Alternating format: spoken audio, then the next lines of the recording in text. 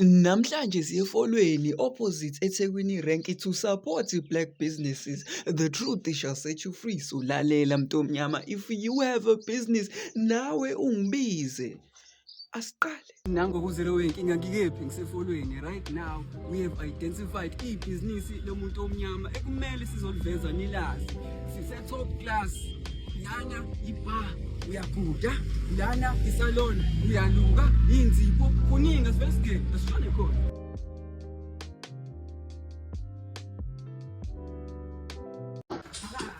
Kasi lana kuhle kanjani? Uyaphila futhi grand sisizile lana we have identified ibhizinisi lomuntu omnyama ekumele balazi.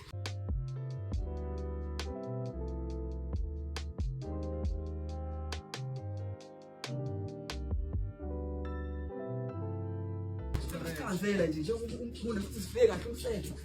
Sichazela nje. Mfethu ukufunda mfethu kuyashada ekhaya. Qala kwami ukufunda mfethu was starting ngincane kakhulu from 2009 until now. Then I come la eThekwini ngangikhulela emakhaya yabo.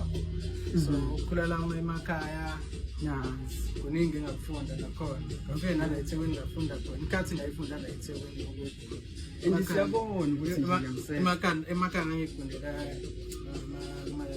Chisco kanje. Hey, awumveze bambone. So ngakunda kunempusheni zingindawo ngisebenzela kuzona. So now mfethu ngakunda naselegend sifana naselegend akila ngicabanga ngakho ukuthi no nami kumele ngibe nento yami ngikwazi ukuyimela manje ke sengiyimele sengivule top class. Nah, top class lana ngiyayibona manje ufunda ngamalini ufunda ziphi idayela bachazele ukuthi kumele bafike top class. Yeah, ngikunda ngithi haircut yami iqala 100 rand yabo. Yeah, ama haircuts lawo. Then mase siba nama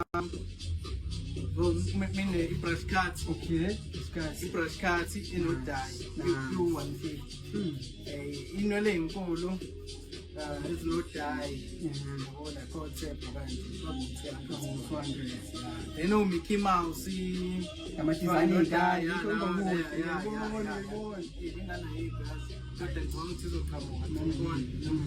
yeah, nayo ngibo 250 ke model so abantu engakusho kwebantwini ngifuna uku-accommodate wonke umuntu. Sizoba ne-VIP mase siba ne-general. So i-VIP izobe igundwa yimina, then i-general ikhona umfowethu osengimfundisile usekwazi ngashana ekhanda ukona ukuthi ama-price azohluka. So if ugunda kwi-VIP ugundwa yimina izobe iqala i-price 100, then baku-general izobe iqala 80 rand. Umuntu uzoyikhethela yena mfethu. Ngifuna ukuthi wonke umuntu a-accommodate. Siyabonga. As you can see